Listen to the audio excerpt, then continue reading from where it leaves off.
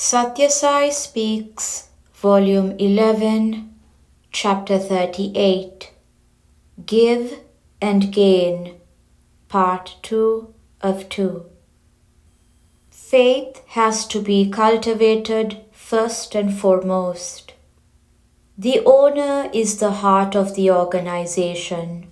Those who work in it in the various fields of activity necessary to carry out its objectives are the limbs. The heart has to keep the limbs alive. The limbs have to sustain the heart. Only these two are kin. Only they are involved in the endeavor. The coordination is between these two. No third part can set the problems aright. It is best to solve problems mutually, in love and with understanding. The welfare of both should not be hampered by ignorance or emotion. The secrets of individual and social peace have been discovered in this land of Bharat long ago. They have been put in practice for ages. It is a pity that in this very land we have quarrels, fights, factions between individuals, villages, cities, communities, and states.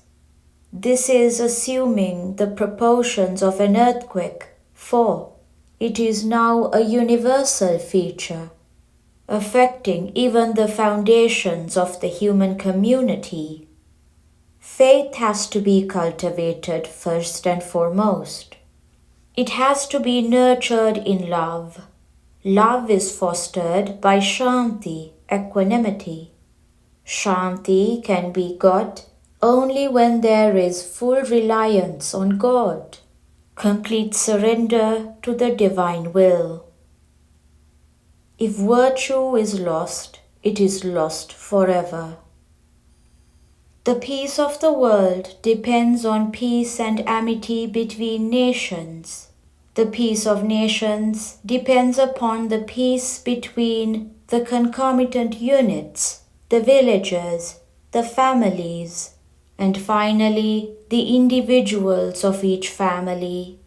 So every individual has a responsibility to love others, have faith in them, and revere them as sparks of the divine.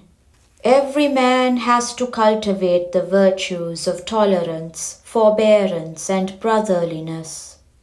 If one loses wealth, he may regain it by some ruse or other. If he loses health, some doctor might prescribe a tonic to win it back. If one loses status and authority, he may by sheer luck gain them back again. If virtue is lost, it is lost forever. Nothing can restore the pristine purity. So one has to be ever vigilant and never slacken. The greatest of the virtues is love. Love is the basis of character. You may have all other desirable things in plenty, but if you have no character, that is to say, virtue, which is all strung on love, you can have no genuine peace. Money comes and goes, but morality, it comes and grows. Morality has to be grown in the heart by feeding it with love. Only then can we have justice, security, law and order. If love declines among the people, nations will weaken and mankind will perish.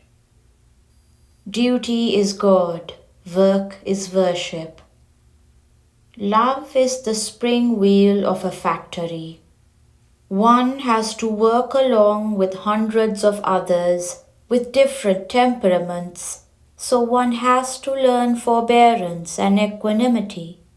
One has to create an atmosphere of tranquility around oneself.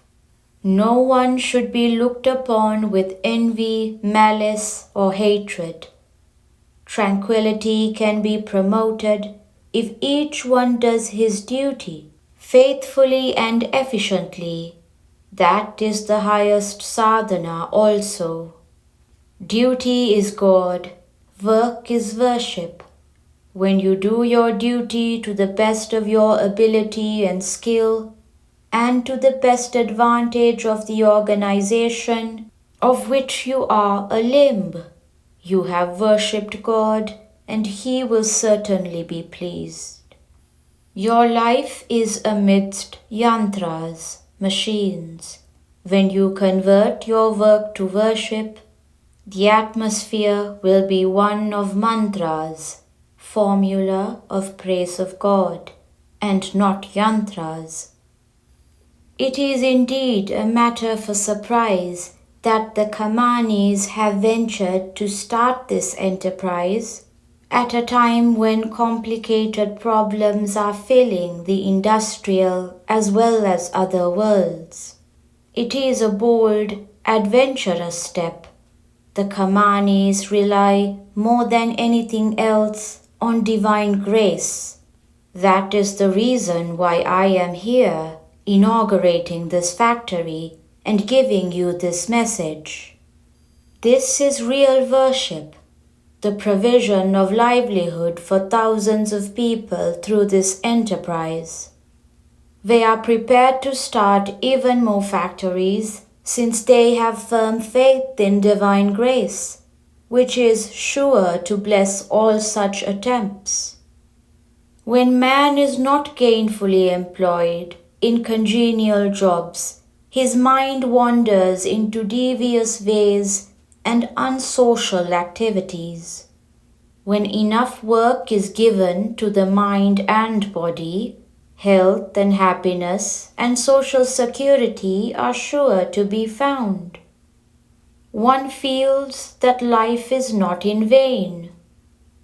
The Kamanis are very good employers.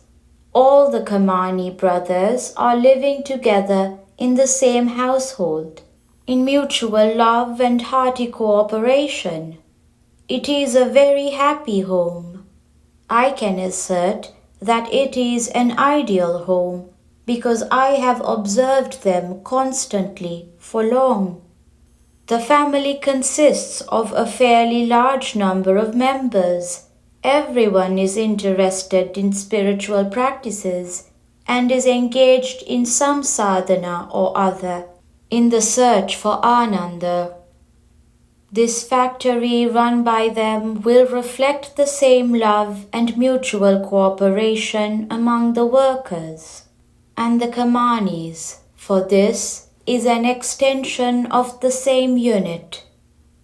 By maintaining this atmosphere, they can give joy to you, and you can give joy to them. I desire that you have in this factory some kind of satsang, devotional gathering, every week, when you can focus thoughts on the glory of God. You can meet every Sunday at about 4:30 in the evening and engage yourselves in bhajan, group devotional singing, or listen to some musical discourse or some lecture on spiritual subjects or saintly personages. This will also keep you away from vulgar films, card games, and other debilitating pursuits.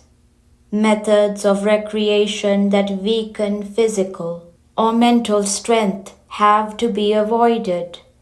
Recreate them by making the mind dwell on the divine. Peace and prosperity cannot drop down from the sky. They have to be striven for and acquired by sincere effort, dedicated to God with intense and pure devotion. They have to be won by the cultivation of love, humility, and reverence. Let the ideal brotherhood of man and fatherhood of God guide you and lead you from success to success. End of part 2 of 2. Bangalore, February 3rd, 1972.